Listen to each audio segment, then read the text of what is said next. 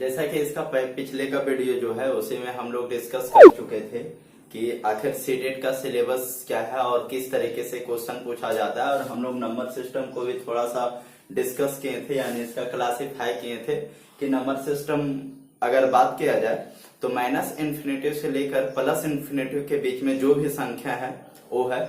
और देख सकते हैं कि जैसे माइनस इन्फिनेटिव से प्लस इन्फिनेटिव के बीच में अगर बात किया जाए और जो संख्या का अगर बात करें तो मान के रखें कि माइनस इन्फिनेटिव और फिर कहा 3 2 अगर ए लिखा जाए थोड़ा सा समझने के लिए 0 और फिर कहा 1 2 3 और ए प्लस इन्फिनेटिव तक। तो अगर मान के रखे दो कोई भी संख्या लेते हैं 1 और 2, तो इसके बीच में कितना संख्या होता है हम सभी को पता है कि 1 और 2 के बीच में बहुत सारा संख्या हो सकता है, जैसे 1.2 1.21 1.01 इस तरीके से बहुत सारा संख्या हो सकता है। तो यहां से हम लोग एक क्लासिफाई किए थे कि जो एक तो हो गया पूरा का पूरा संख्या, यानी सबसे पहले हम लोग संख्या को डिवाइड किए थे तो संख्या को दो पार्ट में कैटेगराइज किया गया था। एक तो आपका रियल नंबर होता है और दूसरा इमेजिनरी नंबर, जिसमें रियल नंबर के बारे में ये बताया गया था आपको। अगर आप वो वीडियो नहीं देखे तो डिस्क्रिप्शन में उसका लिंक दिया गया है, आप वहां से जाकर देख सकते हैं। और फिर एक क्या हुआ कि मतलब रियल नंबर में क्या हुआ कि जैसे 1 और 2 क्या है रियल नंबर। अब इसमें देख रहे हैं कि डेसिमल में, यानी हम ये बोल सकते हैं कि रियल नंबर में हम दो पार्ट में कैटेगराइज कर सकते हैं। एक तो पूरा हुआ पूरा संख्या, दैट मीन्स पूर्ण नंबर पूर्ण संख्या यानी इंटीजर नंबर, और दूसरा अगर डेसिमल में है तो डेसिमल में। उसमें भी फिर हम लोग पढ़ चुके थे कि अगर ये डेसिमल है तो डेसिमल भी दो तरीके से लिखा जाता है कि जैसे एक अगर 0.333 इस तरीके से 0.5 और 0.1234598 इस तरीके से। तो हम देख रहे हैं कि क्या था कि जो डेसिमल में जिसको हम लोग कैटेगराइज किए थे वो दो टाइप का डेसिमल हो रहा था कि एक तो है जो पूरा ये मतलब रिपीट हो रहा है, जैसे 5 है तो इसके बारे में क्या कर सकते हैं, तो 5 के आगे जितना भी जीरो लगा दीजिए कोई फर्क पड़ने वाला नहीं है, और ये नॉन रिपीटेबल है।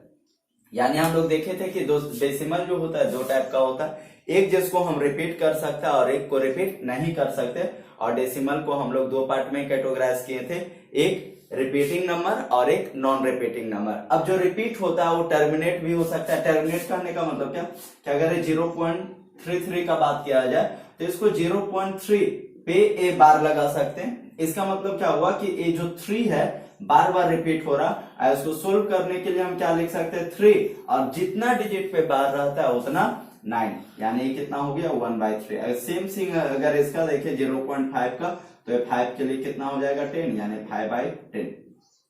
अब ये हम लोग को क्लियर हो गया। अब उसके बाद अगर देखा जाए तो क्या हुआ, तो ए टर्मिनेट हो गया, यानी ए 1/3 आ गया था टर्मिनेट। तो अब जो डेसिमल है उसी को और दो पार्ट में कैटेगराइज कर सकते हैं, एक टर्मिनेटिंग और एक नॉन टर्मिनेटिंग। तो ये कैसा हो गया नॉन टर्मिनेटिंग।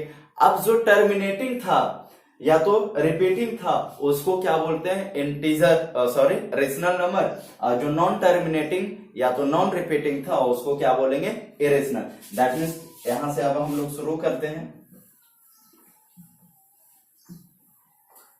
कि एक क्या हुआ, अब हमारा एक जो हुआ रेशनल नंबर और एक हुआ रेशनल यानी परिमेय, इरेशनल यानी अपरिमेय। तो इस तरीके से संख्या को हम क्या किए थे, यानी जो डेसिमल वाला था उसको दो पार्ट में बांटे थे, एक हमारा हो गया रेशनल नंबर और एक इरेशनल नंबर।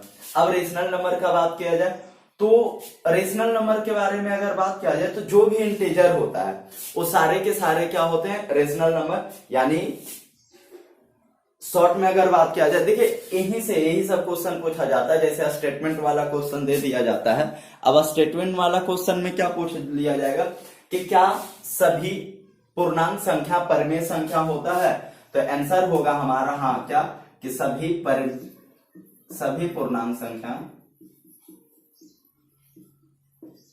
संख्या परिमेय होता है। इसको एकदम स्टार लगा सकते हैं दोनों को, रेशनल को और इरेशनल को। क्या सभी पूर्णांक संख्या परिमेय होता है? तो यस बिल्कुल होता है, लेकिन इसका इनवर्स नहीं होगा, यानी टोटल परिमेय संख्या पूर्णांक नहीं हो सकता है, ठीक है ना। तो इस बात का हमें ध्यान रखना होगा। अब अगर परिमेय संख्या के बारे में और थोड़ा सा बात किया जाए तो जैसे 2 क्या है? परिमेय संख्या। परिमेय संख्या होने के लिए कंडीशन क्या है कि कोई भी नंबर जब p बाई क्यू के फॉर्म में लिखा जाता है, जहां q का वैल्यू 0 ना हो, यानी 0 से बड़ा हो, तो वैसे संख्या को हम क्या बोलेंगे? तो वैसे संख्या को हम बोलते हैं परिमेय संख्या। जैसे p बाई क्यू के फॉर्म में, जैसे यहाँ लिखा गया 2, तो 2 को 2 बाई 1 लिख सकते हैं। अगर मान के रखे लिखा गया 8, तो 8 बाई 1 लिख सकते हैं। अगर आपके माइंड में आ रहा हो क्या हम डेसिमल वाले को कर सकते हैं, तो मान के रखे 0.2, ए डेसिमल में अगर 0.2 है तो इस डेसिमल के लिए कितना हो जाएगा? 10। ये कितना हो गया? यानी 1/5। तो आया p बाई क्यू के फॉर्म में? यस बिल्कुल। अब जो नॉन ए रिपीटिंग संख्या का बात करते हैं, मान के रखे 0.3 और 5, ये दोनों पे रेखरेन लगा हुआ है, या तो 0.2 इस पे रेखरेन लगा हुआ, तो क्या ए रेशनल नंबर? क्योंकि आपको एग्जाम में इसी तरीके का क्वेश्चन, देखिए सीटेट पेपर 1 का अगर बात करें तो बहुत ही हार्ड मैथ नहीं होता, सबसे इजी मैथ होता है। और अगर किन्हीं को ये लग रहा होगा कि मतलब वीडियो स्लो है, मतलब स्लो पढ़ाया जा रहा है, तो देखिए एक्चुअली में क्या होता है कि सीटेट में वही चीज पूछता है जो आपको जानकारी है। यानी कहने का मतलब हम सिर्फ क्या कर रहे हैं, चीजों को रिवाइज कर रहे हैं, तो थोड़ा सा पैसेंस रखना होगा और रिवाइज कर सकते हैं। और अगर आपको ये सब का पूरा जानकारी है तो आप बिल्कुल वीडियो छोड़कर जा सकते हैं और ये मतलब अपना तैयारी कर सकते हैं जैसे भी, ठीक है। अब अगर इसका बात किया जाए तो ये बार लगा हुआ है, तो बार के लिए क्या होगा? अब एक बात किया गया कि 9, तो 2 बाई कितना होगा? 9। अब ये p बाई क्यू के फॉर्म में आ गया, दैट मीन से भी क्या हो जाएगा? रेशनल नंबर, यानी परिमेय संख्या। ए 3, 5 और ये दोनों पे बार है, दैट मीन कितना होगा? 99। ये भी क्या हो जाएगा? हमारा रेशनल नंबर। तो इस तरीके से हम पहचानते हैं रेशनल नंबर को। अब इरेशनल नंबर क्या होता है कि वो संख्या जो रिपीटिंग ना हो। अगर रिपीटिंग ना हो तो क्या होगा? जैसे मान के रखे √3, अगर √3 का वर्गमूल निकाला जाए तो ये पूरा पूरा क्या आएगा? नहीं आएगा, यानी वो डिजिट चलते रहेगा, इसलिए क्या हो गया? अपरिमेय संख्या। अब जो एग्जाम में एक पूछा जाता है कि पाई क्या? तो एक्चुअली पाई एक सिंबल है, ठीक है। अब जब पाई एक सिंबल है तो एक अपरिमेय संख्या है लेकिन अगर पूछा जाए कि इसका वैल्यू, तो इसका वैल्यू 22/7 होता है, 22/7, तो ये क्या हो जाएगा? परिमेय संख्या। अगर इसका हम सपोज डिवाइड भी करते हैं तो 2, 3, 4 अंक के बाद क्या होने लगेगा? रिपीट होने लगेगा। और जब रिपीट होने लगेगा तो हम उसको p बाई क्यू के फॉर्म में कर ही सकते हैं। जब p बाई क्यू के फॉर्म में कर सकते हैं तो क्या हो जाएगा? परिमेय संख्या हो जाएगा। चलिए अब आगे हम लोग चलते हैं।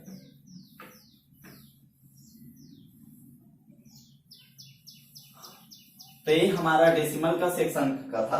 अब इंटीजर के बारे में बात किया जाएगा, यानी पूर्णांक, इंटीजर नंबर, पूर्णांक संख्या के बारे में। तो ये क्या था? अगर बात किया जाए जैसे माइनस इन्फिनेटिव से लेकर -3, -2, -1, और इसको इधर भी कर सकते हैं, ऐसा कुछ नहीं, 0, फिर 1, 2, 3 और ये कहां तक जाएगा? यहाँ, ठीक है। तो इस तरीके से कि माइनस इन्फिनेटिव से प्लस इन्फिनेटिव के बीच में जो भी संख्या हो उन सभी को हम क्या बोलेंगे? इंटीजर। अब हम यहाँ देख रहे हैं कि माइनस इन्फिनेटिव से प्लस इन्फिनेटिव के बीच में संख्या है, वो क्या है? तो वो अलग अलग टाइप का संख्या है। जैसे एक बोल सकते हैं कि इंटीजर जो हो रहा है वो कितना टाइप का हो रहा है? इंटीजर, तो इंटीजर 3 टाइप का हो रहा है। एक तो आपका यहां से इधर नेगेटिव हो गया,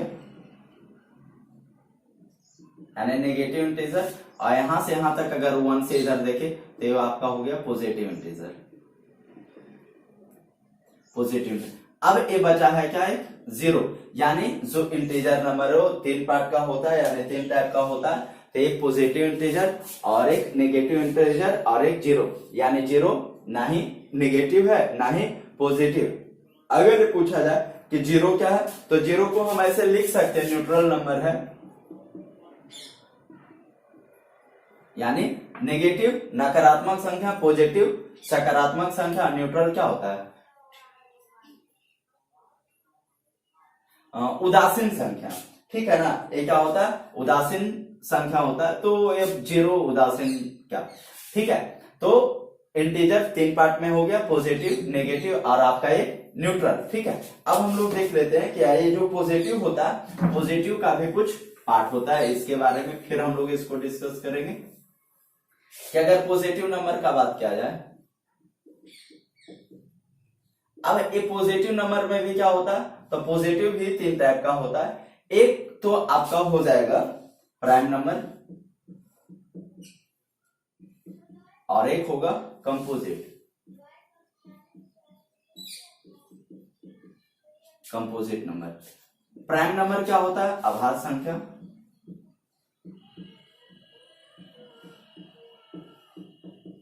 और एक कंपोजिट नंबर क्या हो जाएगा, भाज्य संख्या, या तो इसी को संयुक्त संख्या में बोला जाता है कंपोजिट नंबर को। तो एक प्राइम नंबर अभाज्य संख्या, एक कंपोजिट नंबर यानी भाज्य संख्या।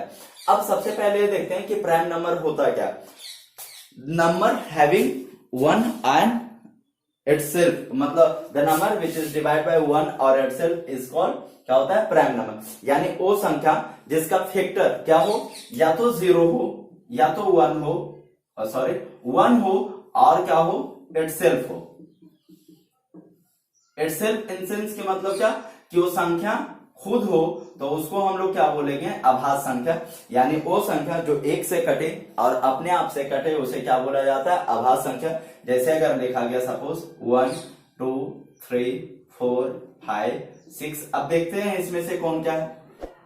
तो अगर 1 का बात किया जाए तो 1 के बारे में बात ही करना भी फिलहाल ठीक नहीं है। अगर 2 के बारे में बात किया जाए तो 2 को देखा जा रहा है कि 1 से कट रहा है और अपने आप यानी 2 से कट रहा है। उसी तरीके से अगर हम 3 को देखें तो 3 भी 1 से डिवाइड हो रहा है और अपने आप से डिवाइड हो रहा है, दैट मींस कितना से डिवाइड हो रहा है, 3 का। अगर उसी तरीके से हम 4 को देखें तो 4 को देखा जा रहा है कि 1 से डिवाइड हो रहा है, 2 से डिवाइड हो रहा है और 4 से भी डिवाइड हो रहा है। दैट मींस ये हमारा प्राइम नंबर नहीं, क्योंकि प्राइम नंबर में हम उसी नंबर को रख रहे हैं जो क्या हो, जो 1 से डिवाइड हो और अपने आप यानी जो संख्या है। अगर 5 को देखा जाए तो 5 भी क्या हो रहा है, 1 से और 5 से। अगर 6 का बात किया जाए तो 1 से हो रहा है, 2 से हो रहा है, 3 से हो रहा है और 6 से हो रहा है। तो ये इतने सारे संख्या से डिवाइड हो रहा है, तो ये प्राइम नंबर नहीं होगा। अगर प्राइम नंबर, कुछ प्राइम नंबर को लिखा जाए तो हम लोग इसको इस तरीके से लिख सकते हैं कि क्या हो गया, 2 3 5 7 9 नहीं 7 11 13 17 19, इसी तरीके से ये हमारा हो गया अभाज्य संख्या। अब देखिएगा अभाज्य संख्या से किस तरीके से क्वेश्चन पूछा जाता है, 2 3 5 7 9 इस तरीके से जो है, यहां से जो क्वेश्चन पूछा जाता सकता है, सबसे पहला क्वेश्चन पूछा जा सकता है, क्या पूछा गया है और पूछा जाएगा कि इसमें से सबसे पहला क्वेश्चन हो सकता है कि स्मॉलेस्ट प्राइम नंबर। तो स्मॉलेस्ट प्राइम नंबर अगर पूछा गया तो हमारा आंसर क्या हो जाएगा, सिंपल सा बात है, स्मॉलेस्ट प्राइम नंबर हमारा आंसर आ जाएगा 2। लेकिन अगर पूछा गया स्मॉलेस्ट इवन प्राइम नंबर, अगर स्मॉलेस्ट इवन प्राइम नंबर भी पूछा जाता है तो हमारा आंसर 2 होता है। अगर smallest even biggest even prime number भी पूछा जाता है तो आंसर 2 होगा, क्योंकि आप इस रेंज में देखेंगे कि प्राइम नंबर के रेंज में कि जो इवन नंबर है यानी सम संख्या, इवन क्या होता है, सम संख्या जो होता है, इवन नंबर यानी जो सम संख्या होता है वो सिर्फ क्या है, 2 ही इकलौता है। तो अब क्वेश्चन ए में पूछा जाता है कि स्मॉलेस्ट सम इवन नंबर क्या होता है, यहां पूछा जाएगा आपसे कि बिगेस्ट इवन नंबर कौन सा है, यानी सबसे बड़ा सम अभाज्य संख्या क्या होगा। तो अगर पूछा जाता है कि सबसे बड़ा सम अभाज्य संख्या क्या होगा तो 2 होगा। अगर पूछा जाता है सबसे छोटा सम अभाज्य संख्या कितना होगा तो हमारा आंसर 2 होगा। स्मॉलेस्ट प्राइम नंबर में कितना हो जाएगा, 2। और यहां से क्या पूछा जा सकता है, यहां से पूछा जा सकता है स्मॉलेस्ट ओड प्राइम नंबर। तो स्मॉलेस्ट ओड प्राइम नंबर में कितना हो जाएगा हमारा, 3। और अगर बिगेस्ट ओड प्राइम नंबर पूछता है तो आप देख लीजिए, ठीक है ना। तो इस तरीके से यहां से देखा गया कि इतना सारा क्वेश्चन आ रहा है। अब यहां से और जो क्वेश्चन पूछे जा सकते हैं, अच्छा प्राइम नंबर के बारे में अगर बात किया जाए तो यहाँ कभी कभी ये चेक कर लेता है कि कितना जानकारी है, क्योंकि सीटेट का मतलब ही होता है कि आप पढ़ाने के लिए जाएंगे तो आपके पास जानकारी तो होना चाहिए पढ़ाने के लिए ना, ठीक है। तो यहाँ से जो और क्वेश्चन पूछा जा सकता है, स्पेस कितना हमारे पास चल है, तो यहाँ से जो आपसे क्वेश्चन पूछा जा सकता है, या तो मैं यहाँ लिख रहा हूं कि 1 से 50 के बीच में कितना प्राइम नंबर है। ए अगर पूछा गया कि 1 से 50 के बीच में कितना प्राइम नंबर है, तो ए 15, ए हम भी रट चुके हैं, आप भी, आई होप कि आप लोग रट लो, क्योंकि जब अगर सपोज एग्जाम में क्वेश्चन पूछा गया और आपको याद नहीं होगा तो 1 से 50 तक में प्राइम नंबर निकालने में बहुत ज्यादा टाइम लग जाएगा, इसलिए 1 से 50 में कितना प्राइम नंबर है 15, और अगर 51 से अगर बात किया जाए 100 के बीच में तो कितना है 10, और अगर 1 से 100 के बीच में बात किया जाए तो कितना हो जाएगा 25। ये बेसिकली थोड़ा सा चीज था जिसको याद रखना होगा। तो ए यहाँ से 3 और ए 2, 5 क्वेश्चन या 6 क्वेश्चन बन सकता है। स्मॉलेस्ट प्राइम नंबर कितना हो गया 2, स्मॉलेस्ट इवन प्राइम नंबर कितना हो गया, यानी स्मॉलेस्ट प्राइम नंबर सबसे छोटी अभाज्य संख्या 2, स्मॉलेस्ट इवन प्राइम नंबर 2 यानी सबसे छोटी सम अभाज्य संख्या 2, स्मॉलेस्ट ओड प्राइम नंबर 3 यानी सबसे छोटी विषम अभाज्य संख्या कितना 3, 1 से 50 तक में कितना प्राइम नंबर है, तो हमारा 15 होगा। 51 से 100 तक में कितना प्राइम नंबर है, हमारा आंसर 10 होगा। और अगर 1 to 100 तक में कितना प्राइम नंबर है, तो हमारा आंसर 25 होगा। और अगर यहीं पे बात किया जाए,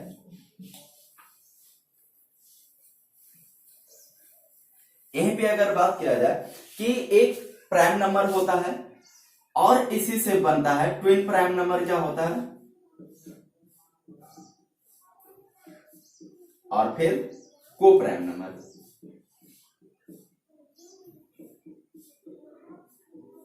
ठीक है, तो को प्राइम नंबर और ट्विन प्राइम नंबर को हम लोग थोड़ा सा समझते हैं, क्योंकि ट्विन प्राइम नंबर से क्वेश्चन क्या पूछ लिया जाता है कि 1 से 100 तक में कितना ट्विन प्राइम नंबर है। एक क्वेश्चन पूछा गया कि 1 से 100 तक में कितना ट्विन प्राइम नंबर है, तो हम लोग इसको कैसे देखते हैं कि मतलब सबसे पहले तो जानना होगा कि ट्विन प्राइम नंबर क्या होता है। उसके बाद तो सबसे पहले देखते हैं कि को प्राइम नंबर यानी सह अभाज्य संख्या, सह अभाज्य संख्या, और हमारा ट्विन प्राइम नंबर क्या होता है, जुड़वा अभाज्य संख्या। अब हम लोग इसको समझते हैं कि सह प्राइम नंबर क्या होता है। देखिए, अब जो भी कोई भी संख्या दो लेते हैं, अब ये नहीं कि सम संख्या, क्योंकि एक बात हमेशा हम लोग को याद रखना है कि कोई भी दो अभाज्य संख्या का HCF जो होगा यानी महत्तम समापवर्तक होगा सॉरी, वो हमेशा क्या होगा, 1 होगा। कोई भी जब हम दो प्राइम नंबर लेंगे और उसका जब HCF निकालेंगे तो ये 1 ही होगा, ठीक है ना। इसलिए सह प्राइम नंबर, सह अभाज्य संख्या को प्राइम नंबर में क्या होता है कि कोई भी दो संख्या लीजिए, वो अभाज्य हो, सम हो, विषम हो, इट्स नॉट मैटर, कोई भी सिर्फ दो अभाज्य संख्या होना चाहिए, उसका HCF क्या हो 1 हो, उसे क्या बोलते हैं, सह अभाज्य संख्या।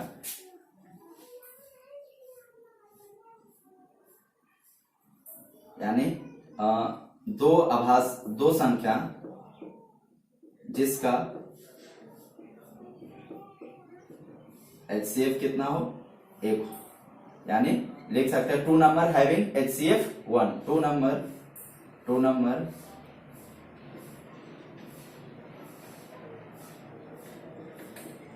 नंबर हैविंग HCF 1, ठीक है ना। कि दो कोई भी नंबर लेते हैं जिसका HCF कितना हो 1 हो, वो क्या होता है, सब अभाज्य संख्या। अब जैसे कोई भी लेते हैं, जैसे मान के रखिए इसी में से उठाते हैं 2 और 4, ये तो बिल्कुल नहीं होगा क्योंकि 2 और 4 का HCF कितना आ जाएगा 2। मान के रखे लेते हैं कितना 3, 5, तो ये क्या हो गया, HCF कितना आ रहा है 1। अब आप और भी चेक कर सकते हैं। जुड़वा अभाज्य संख्या क्या होता है कि दो संख्या जिसका HCF 1 हो, दो संख्या या दो अभाज्य संख्या जिसका HCF 1 तथा अंतर 2 हो, ठीक है ना। यानी दो संख्या इसमें भी लेना, अब दोनों का HCF कितना होना चाहिए, 1 होना चाहिए, और दोनों संख्या का अंतर कितना होना चाहिए, 2 होना चाहिए। जैसे मान के रखे अगर 2 3 का बात किया था, जो तो 2 और 3 का HCF तो 1 है, लेकिन अंतर 2 नहीं है, तो ये नहीं होगा। 3 और 5 में बात किया जाए तो 3 और 5 का HCF कितना हो रहा है, बिल्कुल 1 हो रहा है, और दोनों का अंतर कितना हो रहा है, 2 है। अगर 5 और 7 में भी बात किया जाए तो दोनों का डिफरेंस कितना, 2 है, HCF तो 1 आएगा नहीं, ठीक है। अब यहां से कौन हो गया, 11 30 17 और 19। इस तरीके से हम देख रहे हैं कि यही होता है जुड़वा आभास संख्या यानी ट्विन प्राइम नंबर 1 2 3 4 और भी है। तो अगर आपसे एक पूछा जाता है कि ट्विन प्राइम नंबर कितने होते हैं 1 से 100 तक में, तो 1 से 100 तक में जो टोटल ट्विन प्राइम नंबर होता है वो कितना होता है, 8 होता है। इस बात का आप लोग ध्यान रखना होगा कि 1 से 100 तक में, 1 से 100 तक में कितना होता है, 8 जुड़वा आभास संख्या होता है। तो ये इतना सारा बात।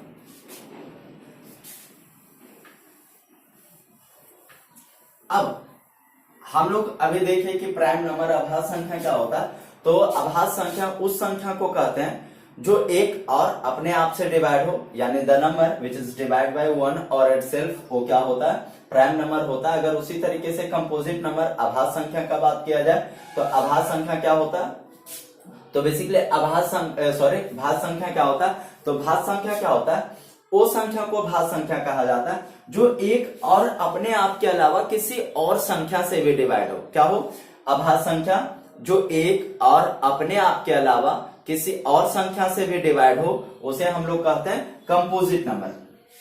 अब जैसे मान के रखे लिखा जाए 2 1 3 4 5 6 7 8 9 10। अब चेक करते हैं कि कौन अभाज्य संख्या है या नहीं है। तो हम चेक करने के लिए क्या कर सकते हैं, सिंपली 1 के बारे में तो फिलहाल बात नहीं कर सकते, क्योंकि 1 जब अभाज्य संख्या नहीं था तो फिर एक कंपोजिट नंबर कहां से होगा। अब अगर 2 के बारे में बात किया जाए तो 2 अभाज्य संख्या, क्योंकि 1 से डिवाइड होता है और 2 से डिवाइड होता है। 3 में भी वैसा ही 1 से डिवाइड होता है 3 से। लेकिन अगर 4 का बात किया जाए तो 1 से भी डिवाइड हो रहा है, 2 से डिवाइड हो रहा है और 4 से भी डिवाइड हो रहा है। दैट मीन्स ए क्या हो जाएगा, तो ए हो जाएगा हमारा कंपोजिट नंबर भाज्य संख्या। 5 में भी वैसा ही है, ए नहीं होगा। 6 को अगर देखा जाए तो 6 1 से डिवाइड हो रहा है, 2 से डिवाइड हो रहा है, 3 से डिवाइड हो रहा है और हमारा 6 से डिवाइड हो रहा है, यानी ए इतने से डिवाइड हो रहा है। तो दैट मीन्स ए भी क्या हो गया, कंपोजिट नंबर। उसी तरीके से 8 का भी बात किया जाए तो आई होप आप लोग को समझ में आ रहा होगा कि कंपोजिट नंबर सब भाज्य संख्या क्या होता है, वो संख्या जो एक और अपने आप के अलावा किसी और संख्या से भी क्या हो, डिवाइड हो जाए, उसको क्या बोलते हैं, कंपोजिट नंबर। अब यहां से एग्जाम में क्वेश्चन क्या बन सकता है कि सबसे छोटा कंपोजिट नंबर कितना होता है। आपको ऑप्शन में दे दिया जाएगा 2 3 4 5 या 6 कुछ भी। तो सबसे छोटा कंपोजिट नंबर यानी भाज्य संख्या जो होगा वो कितना होगा हमारा, 4, यानी स्मॉलेस्ट कंपोजिट नंबर कितना होगा, 4। अब 1 के बारे में यहां लिख देते हैं। एक्चुअली 1 ना ही कंपोजिट नंबर है ना ही प्राइम नंबर है, 1 ऐसे ही एक बीच में, यानी पॉजिटिव नंबर कितना टाइप का होता है, 3 टाइप का, एक अभाज्य संख्या और एक भाज्य संख्या और एक 1 होता है। देखिए 1 को प्राइम नंबर में अगर नहीं रखा गया तो क्यों नहीं रखा गया, देखिए प्राइम नंबर का क्या रोल है, वो संख्या जो 1 से भी कटे और अपने आप से भी कटे। अगर 1 का बात करें तो 1 से डिवाइड हो गया और किससे डिवाइड हो गया, तो 1 खुद से भी डिवाइड हो गया, तो यानी 1 से डिवाइड हुआ और 1 से डिवाइड हुआ, हम यही बोल सकते हैं, यानी खुद में भी 1 है और 1 भी 1 है। तो इसलिए जो प्राइम नंबर का जो 2 रूल है कि जो 1 से कटे और अपने आप से कटे, उसको ये फॉलो नहीं किया है, इसलिए इसे प्राइम नंबर नहीं बोला जा सकता है। तो ये हमारा होता है।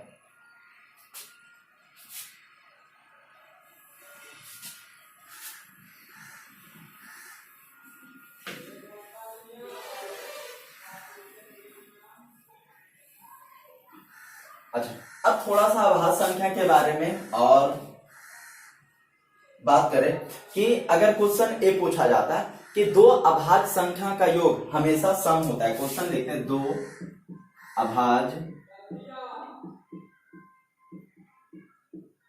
संख्या का योग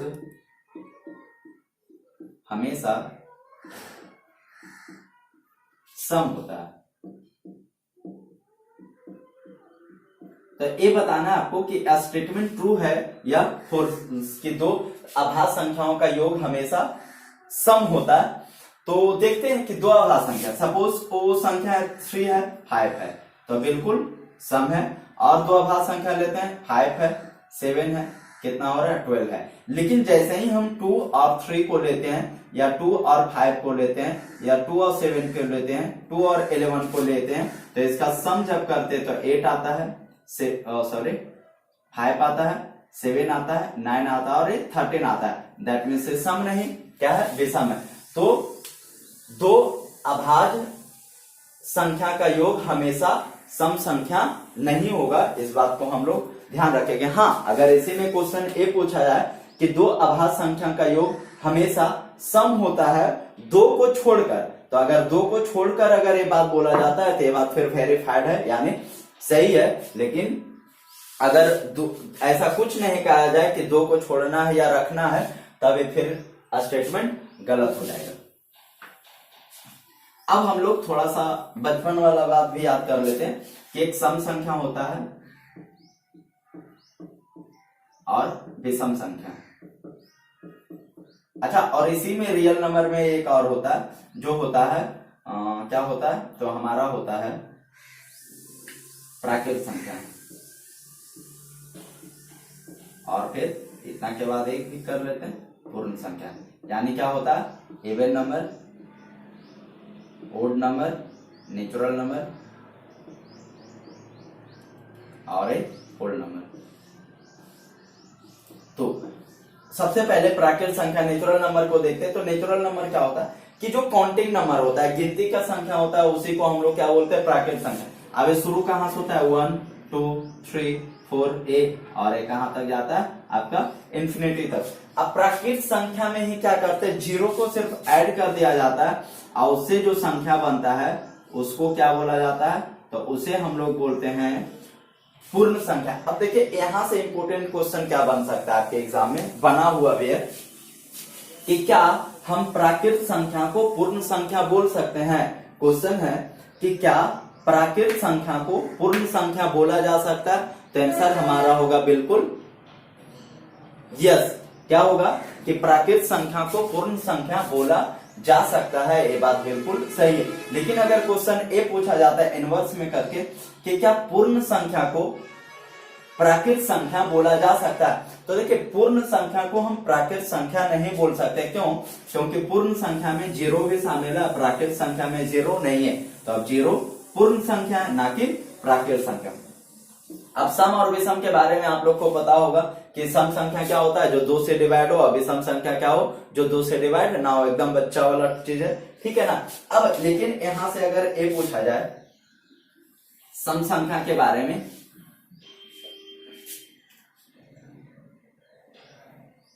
कि पूछा जाए कि 0 यानी 0 एक सम संख्या है, ये आपका स्टेटमेंट दे देगा, सही है गलत है क्या है नहीं है, ये बताना कि 0 एक सम संख्या है। तो 0 बिल्कुल एक सम संख्या है, क्योंकि देखिए सम संख्या क्या होता है कि वैसा संख्या जो 2 से डिवाइड हो। और एक और क्या होता है, तो एक और इसका स्टेटमेंट होता है सम का, कि वो संख्या जिसका यूनिट प्लेस पे 0 2 4 6 8 रहे, उसको क्या बोलते हैं हम लोग, सम संख्या बोलते हैं। या तो और हम लोग कैसे कर सकते हैं कि सम संख्या विषम संख्या को थोड़ा सा वेरीफाई करते हैं, कि मान के रखें कि 7 कोई सम संख्या विषम संख्या है और 8 कोई सम संख्या। अगर इसका आगे चलते तो 10 होगा, 12 होगा, इसका आगे चलते 9 होगा, 11 होगा। अगर इसका जब आगे 2 चल रहा है तो पीछे भी कितना कितना चलेगा, 2 ही चलेगा। तो ये कितना होगा, 6 होगा, 4 होगा और 2 होगा, ठीक है। अगर इसका चलते हैं तो 5 होगा, 3 होगा और 1 होगा। और यहाँ और पीछे चलते हैं तो कितना हो जाएगा, 0, और यहाँ और चलते हैं कितना हो जाएगा, यानी 2 माइनस चलेंगे तो -1 आ जाएगा, ठीक है। तो अब यहाँ देख रहे हैं कि 0 किस कैटेगरी में आया हुआ है, सम वाला में, और -1 आया किस में, विषम वाला में। तो ऐसे भी 1 क्या है, तो इसके बारे में तो कंफ्यूजन था ही नहीं, 0 के बारे में। तो हम बोल सकते हैं 0 क्या है, एक सम संख्या है, ठीक है। अब और यहां से जो क्वेश्चन क्रिएट होता है वो क्या है कि दो सम संख्या का योग क्या होगा, तो जो यानी इवन प्लस इवन क्या होगा। तो देखिए ये रटने वाला चीज नहीं है, या तो और क्या हो सकता है, इवन प्लस इवन क्या होता है, इवन प्लस ओड क्या होगा, इवन प्लस ओड क्या होगा, और इवन का प्राइम से तो देख लिए, ओड का भी प्राइम, इवन प्लस इवन क्या होगा, इवन प्लस ओड क्या होगा, और ये ओड प्लस ओड क्या होगा। यही 3 टाइप का क्वेश्चन आपका यहां से बनेगा। तो देखेंगे इवन प्लस इवन, पता नहीं मुझे भी नहीं याद है, बट हम इसको वेरीफाई कर सकते हैं कि इवन प्लस इवन क्या होता है। मान के रखिए इवन कोई 2 है और एक 4 है, कितना हो रहा है, 6 हो रहा है, और लेते हैं 8 ले लेते हैं और 10 लेते हैं, अगर ये कर रहे हैं तो 18 हो रहा है। दैट मीन्स ये भी इवन आ रहा है, हमारा इवन आ रहा है। That means even plus even क्या हो जाएगा, इवन, यानी दो सम संख्या का योग हमेशा क्या होगा, सम होगा। अब ओड प्लस इवन या इवन प्लस ओड क्या होगा, तो इवन में लेते चलिए 2 या 4, ठीक है।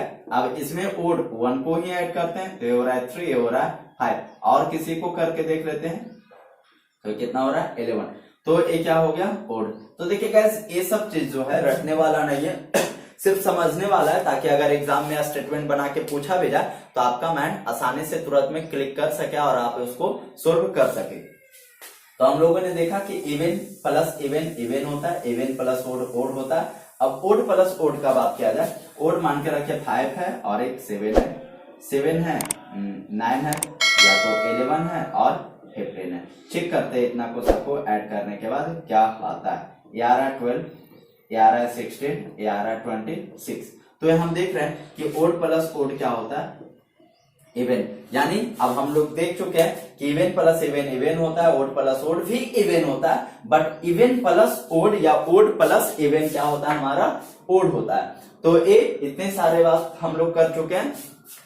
अभी और भी है और बहुत सारे क्वेश्चन भी आपको कराया जाएगा, तो टेंशन लेने का बिल्कुल भी बात नहीं, हम लोग कवर कर लेंगे पेपर 1 का और पेपर 2 का भी इसी के साथ। और आपको ये जो वीडियो है एवरीडे आपको शाम 7 बजे मिल जाएगा हमारा यही कश्यप एकेडमी चैनल पे। और अगर वीडियो थोड़ा सा भी पसंद आता है तो आप लाइक जरूर करें और लोगों के पास शेयर करें। और अगर कुछ प्रॉब्लम भी होता है वीडियो में, जैसे अगर समझ में नहीं आता तो नीचे आप कमेंट जरूर कर दे, ताकि कुछ भी अगर प्रॉब्लम हो तो मैं उसको सुधार कर सकूं। और जो भी आपका डाउट होता है नंबर सिस्टम से रिलेटेड, वो भी आप कमेंट बॉक्स में डाल सकते हैं, ताकि मैं उसके लिए भी एक वीडियो बनाकर आपको दे दूं। और बेसिकली आप लोग अगर जो चैनल पे नए हैं तो सब्सक्राइब कर ही लेंगे, इसमें कोई कहने वाला बात नहीं। तो फिर मिलते हैं हम लोग अगले वीडियो में, तब तक के लिए जय हिंद जय भारत।